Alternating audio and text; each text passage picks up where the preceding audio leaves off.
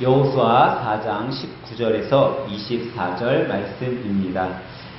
첫째 달 10일에 백성이 요단에서 올라와 여리고 동쪽 경계 길갈에 진침해 여호수아가 요단에서 가져온 그 12돌을 길갈에 세우고 이스라엘 자손에게 말하여 이르되 후일에 너희의 자손들이 그들의 아버지에게 묻기를 이 돌들은 무슨 뜻이니까 하거든 너희는 너희의 자손들에게 알게 하여 이르기를 이스라엘이 마른 땅을 밟고 이 요단을 건넜음이라 너희의 하나님 여호와께서 요단 물을 너희 앞에서 마르게 하사 너희를 건너게 하신 것이 너희의 하나님 여호와께서 우리 앞에 홍해를 말리시고 우리를 건너게 하심과 같았나니 이는 땅의 모든 백성에게 여호와의 손이 강하신 것을 알게 하며 너희가 너희의 하나님 여호와를 항상 경외하게 하려 하심이라 하라.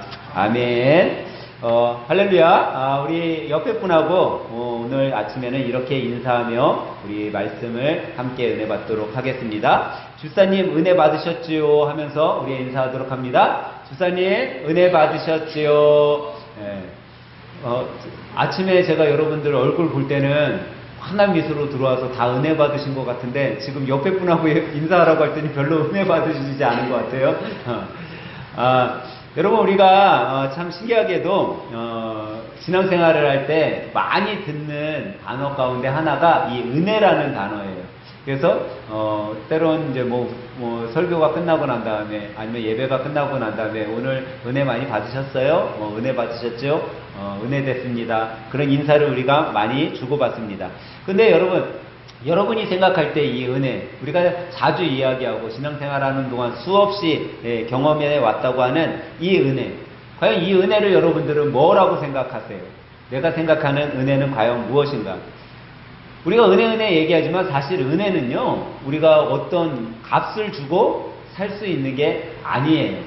은혜는 그냥 값없이 하나님께서 여러분과 저에게 주신 거죠.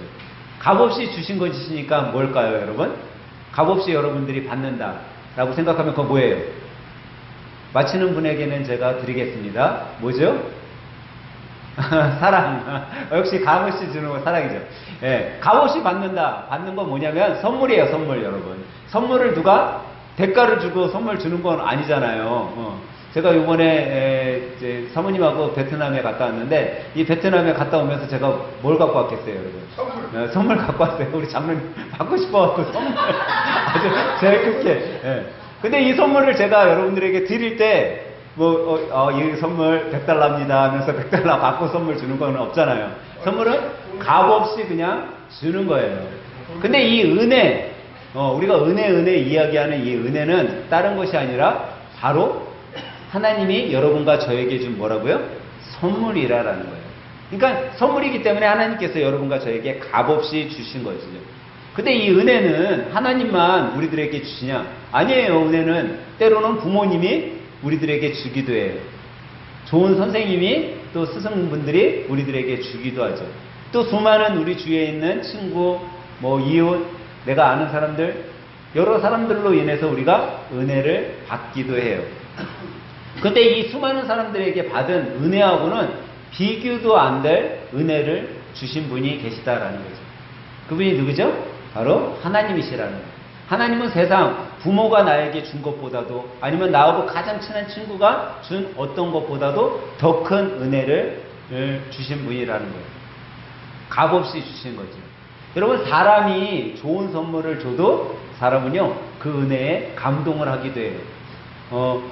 요번에 이제 그 베트남 제가 여행을 가서 사모님에게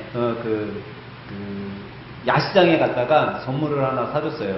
선물을 하나 사주려고, 거기서 사지는 않았죠. 선물을 하나 사주려고 했더니 사모님이 나한테 그러는 거예요. 왜 자기 것만 사냐는 거야. 목사님 건 안 사고 왜 자기 것만 사냐. 그래갖고 내가, 나는 필요 없으니까, 그걸 사주고 싶으니까. 근데 본인 것만 사주는데도 그래도 어때요? 기분이 좋은 거예요. 그러면서도 마음 한편으로 뭐예요? 뭔가 보답해주고 싶은 거예요. 선물이라는 건 참 그런 것 같아요. 내가 많이 받았음에도 불구하고 무슨 생각이 들어요? 그 선물을 받은 사람은 누군가에게 보답을 하고 싶은 마음이 드는 게 선물인 거예요. 그러니까 하나님께 우리가 많은 선물인 이 은혜를 받았을 때에는요, 나도 모르게 그것을 경험한 사람은 나도 뭐 하고 싶어요? 하나님께 드리고 싶은 마음이 드는 거죠. 그것은 때로는 감동으로 드리고 싶은 마음이 있을 거예요.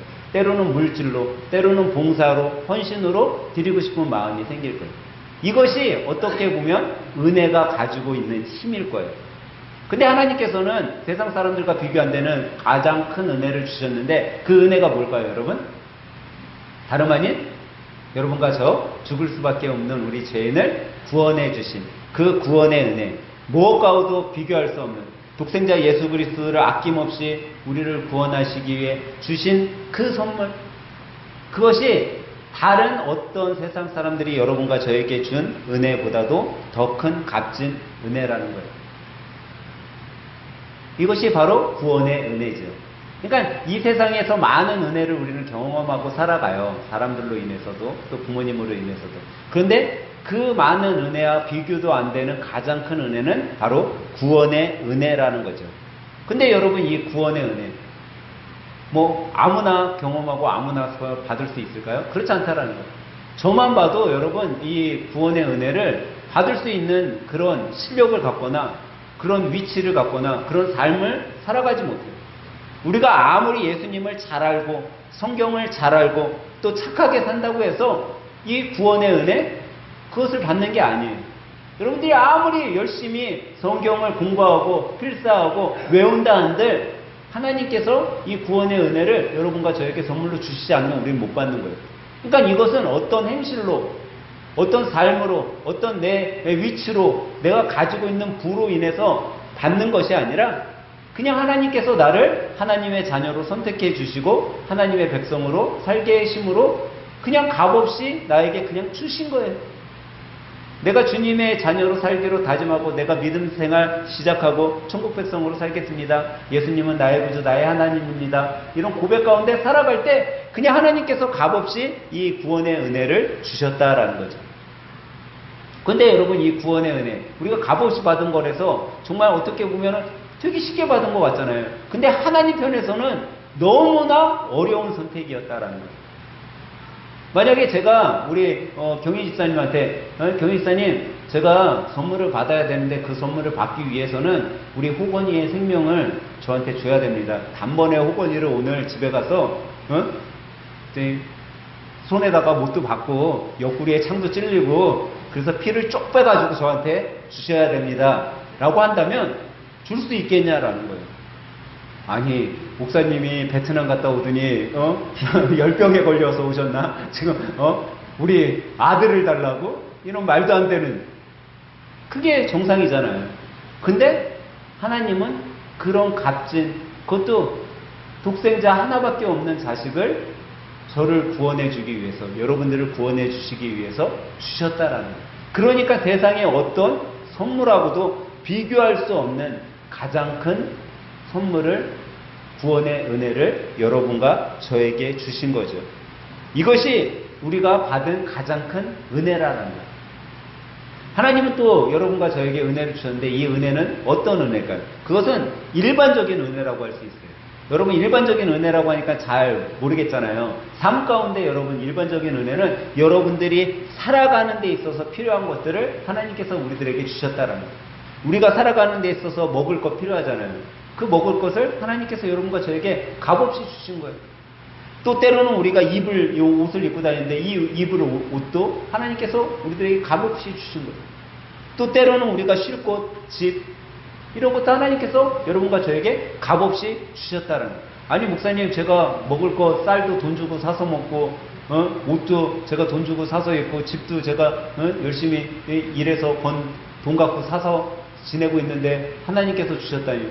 근데 모든 것은요, 기초가 있잖아요. 베이스가 있어요. 그 베이스가 어디에서 나왔냐라는 거예요. 여러분과 저의 건강한 몸에서 나온 거예요, 사실. 여러분과 제가 아무리 가진 게 많고 있다 하더라도 내 건강 하나 없으면 그거 다 숲으로 돌아가는 거잖아요. 내가 건강치 못하면 벌 수도 없고요. 그러니까 어떻게 보면 하나님께서 나에게 건강한 몸 하나만 준 것만으로도 우리는 나의 삶 가운데 일반적인 하나님이 주신 은혜를 경험하면서 살아가는 자들이라는 거죠. 이번에 봤더니요, 이번에 제가 여행 가서 본 것 중에 하나가 그거예요. 야, 여행도 건강할 때 다녀야겠다라는 생각이 들었어요. 봤더니요, 제가 같이 갔는데 21명이 같이 다녔어요. 많은 인원이 다녔죠. 근데 그 대부분이 어떤 분들이냐면 연배가 70대 분들이에요. 거의 다가 70대 분들이에요. 근데 그 70대 분들이지만 건강해, 이분들이. 그러니까 여행을 다니는 거예요. 70대, 80대가 됐는데 여러분 건강치 못하다고 해봐요. 여행 못 다닐 것 같아요. 왜냐면 걸어 다니는 데도 많아요. 그리고 제가 이번 여행을 가서 또 한 번 느낀 건데 역시 내 얼굴은 뭐라고요? 글로벌하다. 예, 인천공항에 가서 이제 그 짐을 수화물로 붙이잖아요. 거길 딱 가자마자 거기서 이제 그 안내해주는 직원들이 있잖아요. 그 직원이 저한테 딱 오더니 영어로 그냥 바로 Can you speak English? 그러면서 영어로 딱 하더라고요. 그래갖고 사모님이 한국 사람이라고 한국 사람이라고 그랬더니 당황하는 거지, 이 직원도. 그래서 저 한국말 잘해요, 제가. 그러고서 수함을 붙였어요. 그러면서 제가 역시 나는 외국에서 좀 먹히는 얼굴이야. 근데 우리가 삶 가운데 여러분 생활하다 보면요, 참 하나님의 은혜를 많이 경험하며 살아가게 돼요.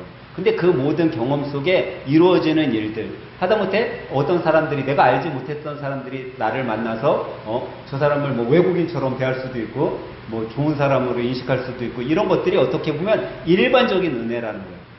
제가 여행하는 동안 두 분의 나이 드신 어머니 분들이 있었는데, 그분이 처음엔 제가 이제 목사라는 얘기를 안 하고 가만히 있었어요. 근데 갑자기 그러는 거예요. 교회 다니지 않냐고요. 교회 다닌다고 그랬더니 교회 다니게 생겼대. 그러더니 한참 있다가 직분이 장로세요? 나한테 물어보더라고요. 내가 가만히 있었어요. 그러더니 뭐 이제 우리 사모님한테는 뭐 이제 얼굴이 참 착하게 생겼다고 그러고, 나한테는 교회 오빠처럼 생겼다고 그러더라고요. 그래갖고 가만히 있었어요. 맨 여행 끝날 때쯤 돼갖고 또 와서 또 물어보는 거야. 그러더니 신앙생활 잘한 모습, 또 부부가 이렇게 다니는 모습이 너무 아름답다고 그러면서 또 물어보는 거예요. 장로님 맞죠? 네. 내가 이제 거짓말을 써서 제가 사실은요 장로가 아니고 목사입니다. 그랬더니 그럴 줄 알았대. 뭔가 달라 보이더래. 근데 여러분, 삶 속에서 우리가 그리스도인으로서 이야기를 안 해도요, 저 사람 참 그리스도인 같아, 저는 크리스찬 같아 라는 이야기를 듣잖아요. 그럼 나도 모르게 기분이 좋아지는 거야. 내가 그래도 그냥 저 사람들하고 이틀, 3일밖에 안 지냈는데 그 사람들이 나를 보고 내가 크리스찬이라는 걸 느끼고 정말 그리스도인으로서의 삶을 저 사람들이 볼 수 있고 그렇게 이야기할 수 있는 게 참 좋구나. 그러면서 이제 뭐 목사라고 하니까 옆에서 한참 동안 이야기를 또 하시는 거예요. 진내교 목사님, 뭐 장로교 목사님 막 얘기를 하더라고요. 근데 삶 속에서 여러분 이런 것들이 우리가 나타내지는 것, 누군가가 나에게 그리스도인이라고 할 수 있는 것들을 내가 비친다는 건요, 내가 삶 가운데 하나님의 일반적인 은혜를 듬뿍 받고 살아간다라는 거예요. 그러니까 나도 모르게 내 삶 속에 하나님의 은혜가 나타나는 거죠. 그런 사람에게는 하나님이요, 삶 가운데 필요한 것들, 제가 방금 말씀드린 먹을 것, 입을 것, 쉴 곳, 이런 것들을요, 하나님이 제공해 주시는 거예요. 필요에 따라 제공해 주시는 거예요. 또 하나님께서 여러분과 저에게 주시는 은혜는 무슨 은혜냐면요, 영적인 은혜를 우리들에게 주세요. 이 영적인 은혜는 우리가 가장 많이 이야기하는 건 성령 충만. 영적 은혜를 받은 사람은요, 성령 충만해요. 이 성령 충만한 사람은 그냥 삶 가운데 성령 충만함이 임하게 되죠. 그런 사람들은 뭐예요? 삶 가운데 그냥 찬양이 넘치고 기도가 넘쳐요.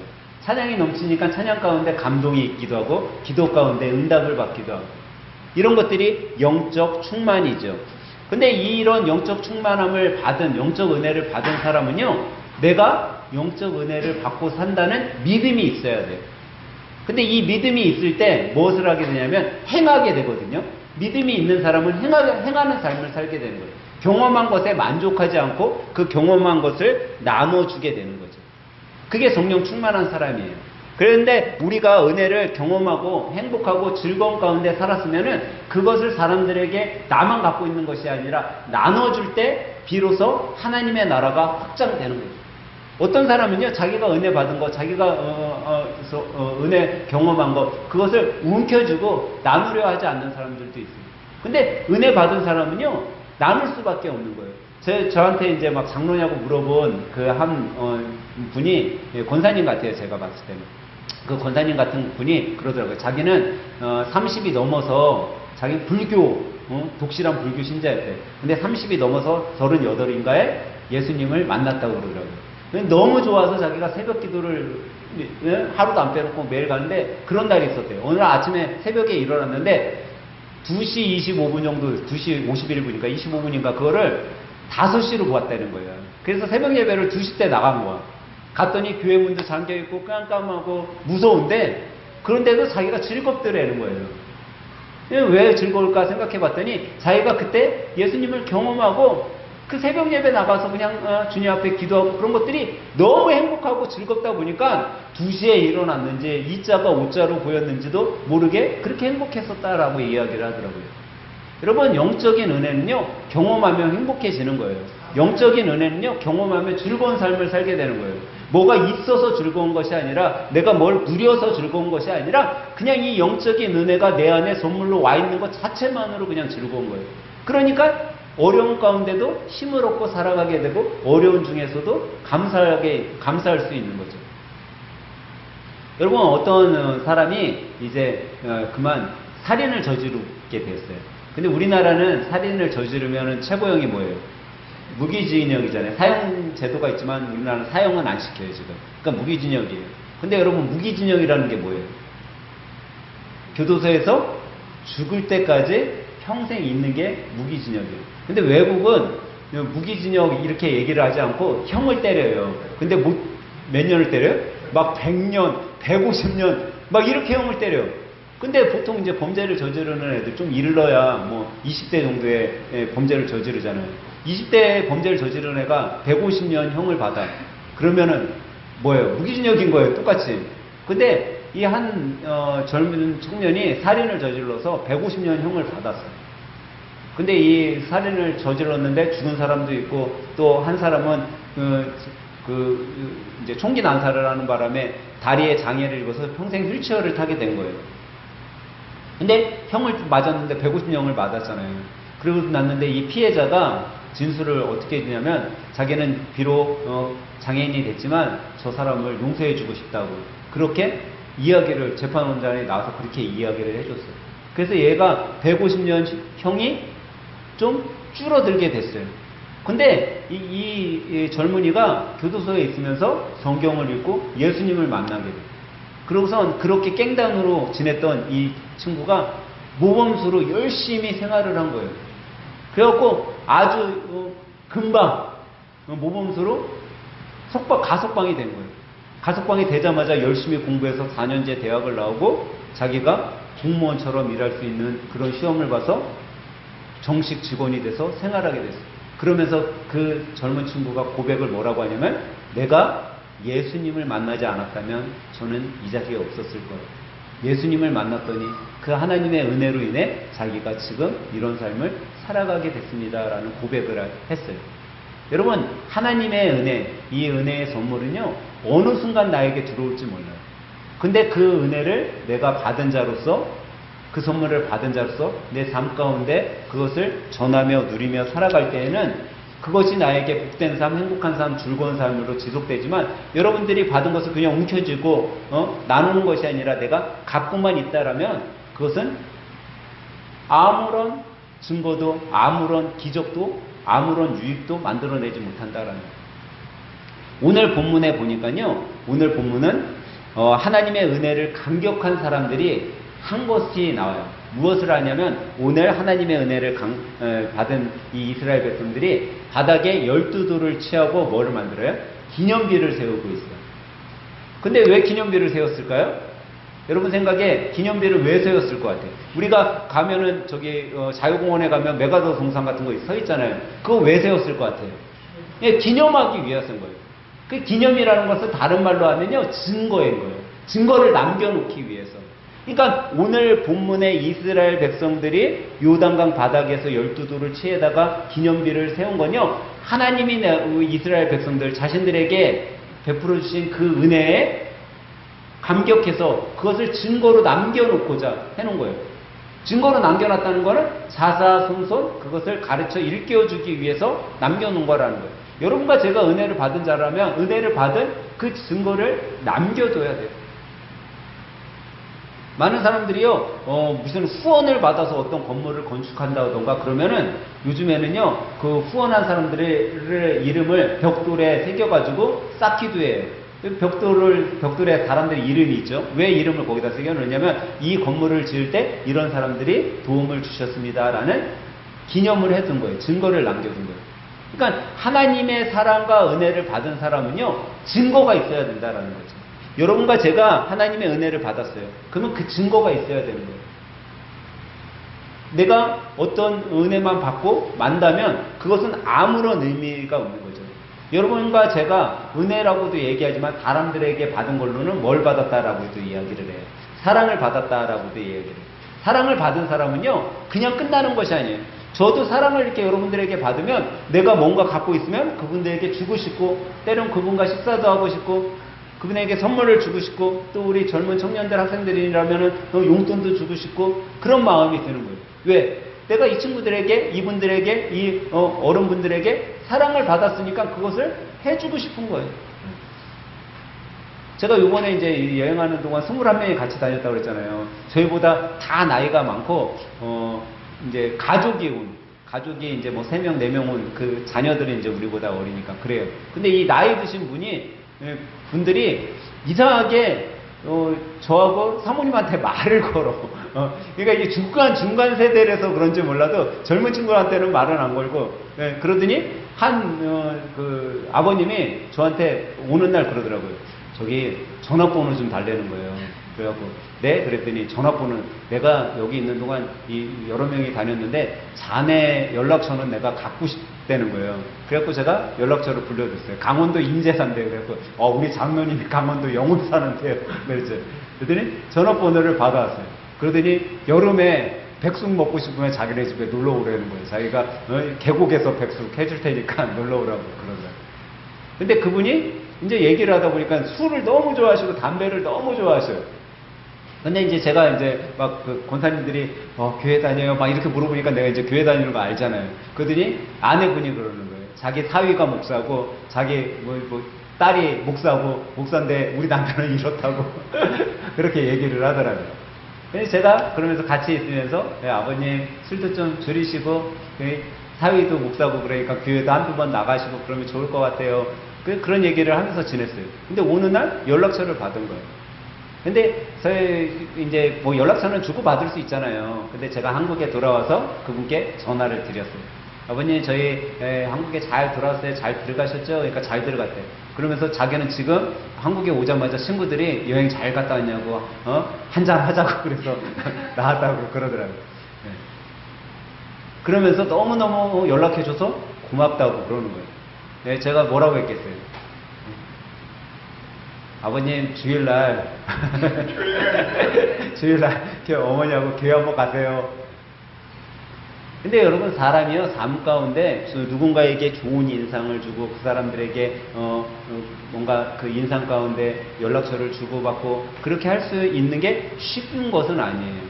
근데 그 사람들이 저 사람하고는 좀 같이 알고 지내도 좋겠다. 저 사람은 참 좋은 모습이다. 라는 것을 우리가 줄 수 있다는 거는요. 여러분과 제 안에 하나님의 사랑이 있다라는 거예요. 그리고 그 사랑을 우리가 갖고만 있는 것이 아니라 전할 수도 있어야 돼요. 어떻게 보면 모르는 사람 한 2, 3일밖에 3, 4일밖에 못 만난 사람하고 우리가 알고 지내는 게 쉽지 않아요. 그리고 어떤 사람인지 모르잖아요. 근데 그런 사람에게도 우리가 예수님의 사랑을 전할 수 있는 그런 마인드를 갖고 있어요. 그런 삶을 살면요 하나님께서 때를 따라 우리들에게 돕는 은혜를 주시고 그 사람들을 통해서도 우리들이 뭔가 하나님한테 받은 은혜를 남길 수 있게 해주신다라는 거죠. 예전에 우리 수빈이가 피겨 했었잖아요. 여러분 피겨하는 친구들은 피겨를 잘 타기 위해서는요 등급 시험이 있다고 그래요. 그 등급 시험이 뭐냐면 수준이 올라갈 때마다 주는 어떤 자격증 같은 거야. 여러분들의 자녀들에게 뭐라고 해요? 대학 가야 된다. 좋은 대학 가야 열심히 공부해. 왜 대학에 가라고 그렇게 이야기를 해요, 우리가? 그 이유는 단 하나예요. 좋은 대학에 가면 여러분 학위를 줘요. 때로는 학사학위, 석사학위, 박사학위를 주죠. 그럼 이 학위를 갖고 뭐를 해요? 좋은 직장에 가기도 하고 좋은 사업체를 차리기도 하고 여러 가지 이 학위가 증거가 돼서 이 사람의 수준을 밝혀주는 거예요. 그러니까 증거라는 것은 참 소중한 거예요. 여러분과 저의 삶에 무슨 증거가 되는 것을 내가 갖고 소유하고 있다라는 것은 엄청난 거죠. 근데 하나님은 여러분과 저에게 하나님의 자녀가 되는 증거를 주셨다라는 거예요. 근데 이 증거를 받은 자로서 우리가 어떻게 살아가야 되냐라는 거죠. 어떤 분들은요, 자기가 이제 하나님의 사랑의 은혜를 경험하고 그 증거를 만들기 위해서 성경을 바꾸는 분들도 있어. 신앙생활 열심히 하다가, 그래도 뭐 그냥 교회만 다녔었는데, 어느 날 갑자기 목사님 설교 듣는데, 그게 내 마음속에 와졌어요. 내가 이제부터 정말 주님의 자녀로 그리스도인으로서 바른 삶을 살아가야겠다. 이게 하나님이 오늘 나에게 말씀 가운데 은혜를 주셨구나. 그런 체험을 딱 하게 되니까 뭔가 증거를 남기고 싶은데 뭘 할까 하다가 자기가 갖고 다니는 성경을 바꾸는 분도 있어요. 또 어떤 분들은 집에 가서 가와 만사성 썼던 것을 딱 뜯어내고 뭐라고요? 하나님의 말씀으로 이 집은 하나님이 거하시는 집입니다 라는 가운을 바꾸기도 해요. 또 어떤 분들은 매일매일 성경을 쓰고 성경을 읽기도 해요. 자기가 은혜를 경험한 자로서 삶을 바꾸는 뭔가의 증거를 만들어 가는 거죠. 여러분과 제가 하나님의 은혜 가운데 은혜를 체험하고 살아가는 사람들이라면요, 우리도 증거를 남겨야 돼요. 오늘 이스라엘 백성들은 기념비를 세웠어요. 여러분과 저는 삶 가운데 어떤 증거, 내가 하나님의 은혜를 기억하기 위해서 어떤 증거를 만들 거냐 한번 생각해 봐야 된다는 거예요. 왜 증거를 만들까요, 여러분? 증거가 왜 필요할까요? 증거를 만든 사람은요, 잘 잊질 않아요. 그 증거를 바라보면, 내가 이때 이런 은혜를 하나님 앞에 경험했지? 그 증거를 보는 순간, 내가 이때 이런 일들이 있었는데, 그때 하나님께서 나에게 이런 은혜를 주셨지? 라는 생각을 우리가 다시 생각할 수 있기 때문이죠. 신명기 4장 9절에 보면 이런 말씀이 있어요. 오직 너는 스스로 상가며 내 마음을 힘써 지키라. 두렵건대 내가 그 목도한 일을 잊어버릴까 하노라. 두렵건대 내 생존하는 날 동안에 그 일들이 내 마음에서 떠날까 하노라. 너는 그 일들을 내 아들들과 내 손자들에게 알게 하라라는 말씀입니다. 이게 뭐냐면요, 우리가 하나님의 선물을 많이 받고 있지만 그것을 기억하지 못하고 그것을 우리의 자손들과 우리의 자녀들에게 가르치지 않아서 이들이 예수님의 그 뜨거운 사랑, 그 뜨거운 선물에 대해서 잊어버리고 예수님의 품을 떠날지 모른다라는 거예요. 그것이 무슨 일이에요? 두려운 일이라는 거예요. 무서운 일이라는 거예요. 근데 우리가 증거로 잘 두면 우리의 자녀들이 떠날 것 같지만 떠나지 않는다라는 거예요. 여러분, 저는요, 학창시절 때 제 삶을 돌아보잖아요. 저는 100% 교회를 떠나서, 신앙생활을 떠나서 살 사람이에요. 제가 그랬었잖아요. 이상하게 제가 중고등학교 시절 때는요, 이 목사님 아들이라는 꼬리표가 이렇게 따라다녀요. 그러니까 뭐 선생님 아들, 목사님 아들들은요, 뭔가 좀 달라야 돼, 학교에서. 그래서 선생님들도 그런 거야. 야, 너 목사 아들이 왜 그래? 목사님 아들이 또 왜 그래? 이게 항상 수식어로 따라다녔어요. 그럼 제가 뭐라고 했는지 알아요? 저 반항하잖아, 반항. 우리 아빠가 목사인 거하고 나하고 무슨 상관입니까? 내가 선생님한테 막 대드렸어요. 그리고 친구들 중에도, 야, 너 목사 아들이 왜 그래? 그래, 너 목사 아들한테 좀 맞아봐라. 그러고선 때려주고 그랬었어요. 그러니까 우리 친구들이 저한테 나중에 한다는 얘기가, 너는 나중에 크면 조폭 두목이 되든가 아니면 정치인이 될 거야. 그런 이야기를 듣고 자랐어요. 그런 이야기를 듣고 자란 제가 신앙생활, 교회생활, 청년이 되고 어른이 되면 저는 반드시 교회를 떠날 것 같았어.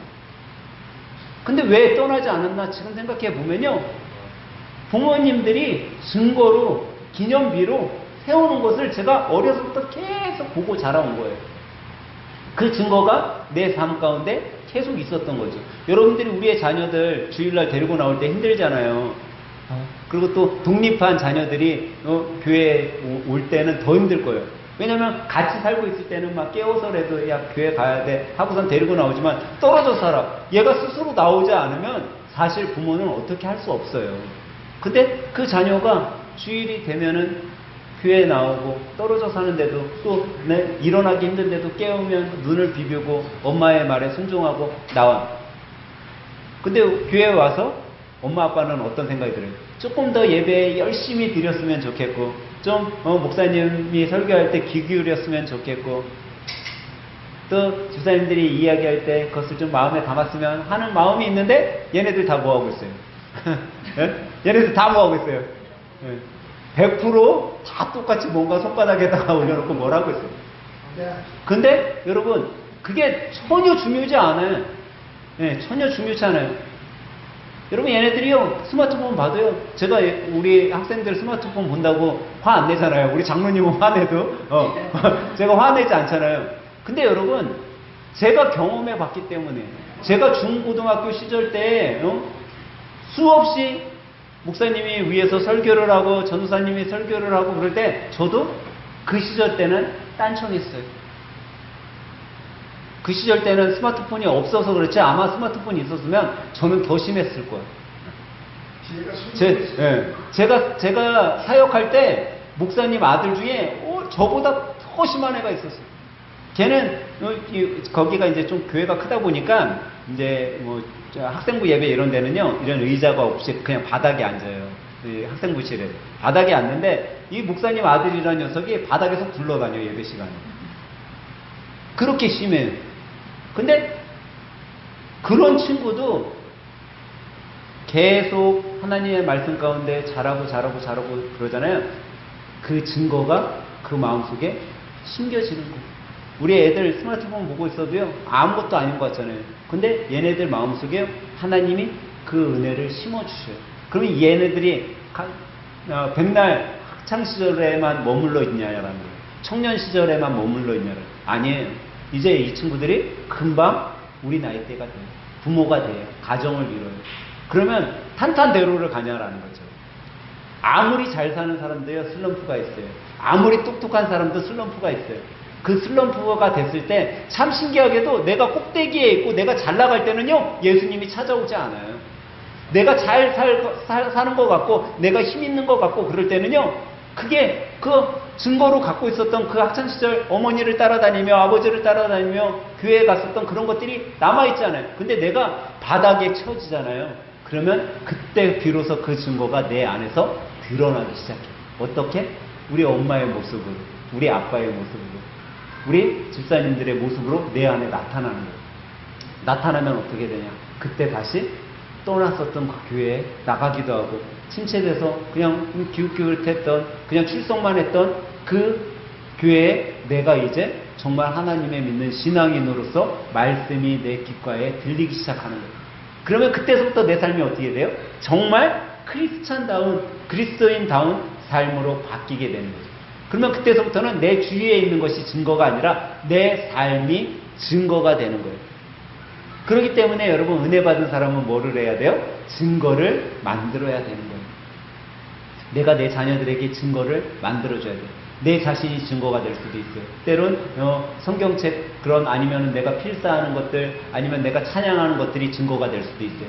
때로는 뭐 십자가를 우리 집에다가 걸어놓고 그걸 증거 삼을 수도 있어요. 성경 문구를 걸어놓고 그것이 증거가 될 수도 있어요. 이것이 뭐냐면 바로 증거로서 하나님의 은혜에 우리가 삶을 드리는 거죠.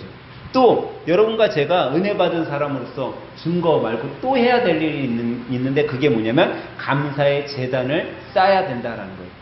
오늘 여호수아 4장 21절에 보면 이런 말씀이 쭉 있어요. 이스라엘 자손들에게 일러 가르되 후일에 너희 자손이 그 아비에게 묻기를 이 돌들이 무슨 뜻이냐 하거든 너희는 자손들에게 알게 하여 이르기를 이스라엘이 마른 땅을 밟고 이 요단을 건넜음이라. 너희 하나님 여호와께서 요단물을 너희에게 마르게 하사 너희로 건너게 하신 것이 너희 하나님 여호와께서 우리 앞에 홍해를 말리시고 우리로 건너게 하신가 같았나니 이는 땅의 모든 백성으로 여호와의 손이 능하심을 알게 하며 너희로 너희 하나님 여호와를 영원토록 경외하게 하려 하심이라 하라라고 말씀하고 있어요.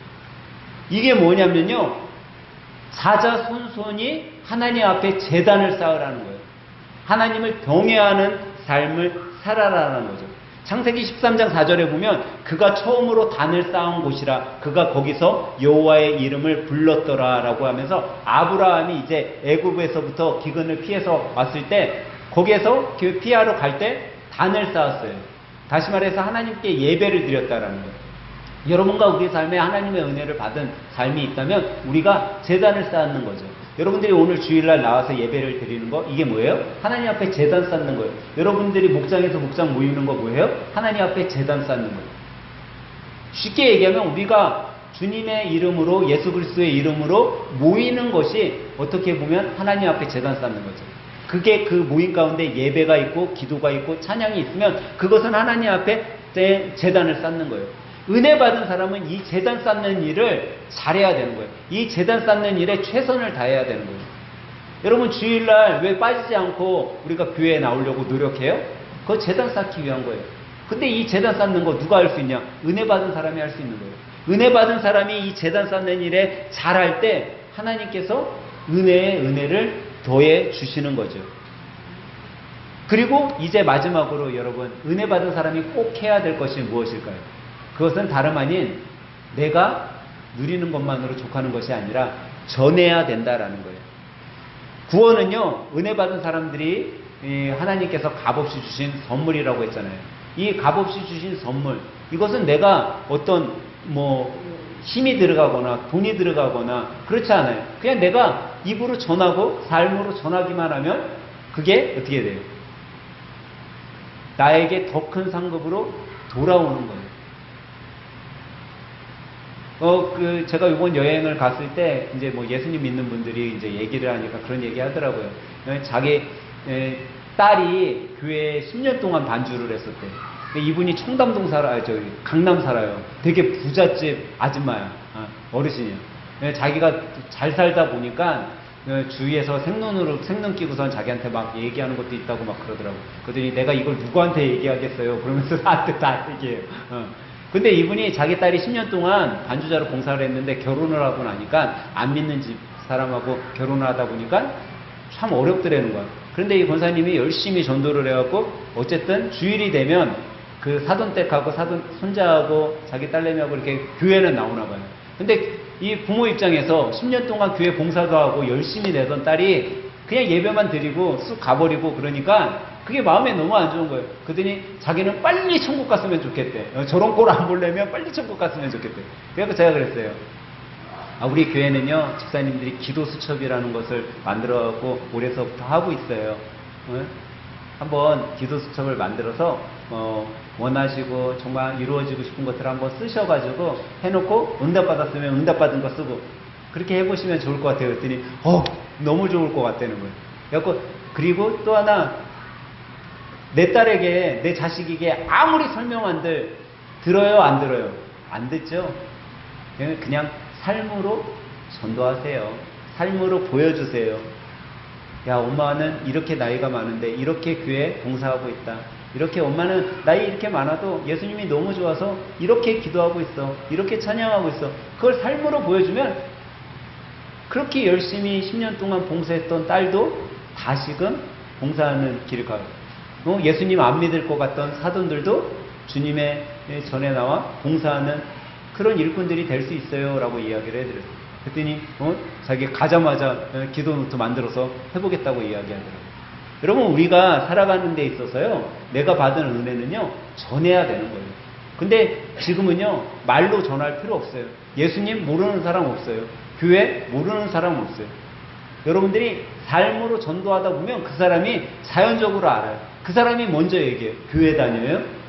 예수님 믿어요? 그때 얘기하는 거야. 내가 예수님 만났더니, 예수님 믿었더니 예수님이 내 삶을 이렇게 바꿔주셨다라고. 그러면 그때는 자기가 먼저 말 꺼냈잖아요. 들어요. 근데 내가 먼저 예수님 믿어요. 예수님 믿어야 돼요. 안 들어요. 반감스러워요. 우리는 은혜 받은 자로 예수님을 전해야 될 줄 믿으시기 바랍니다.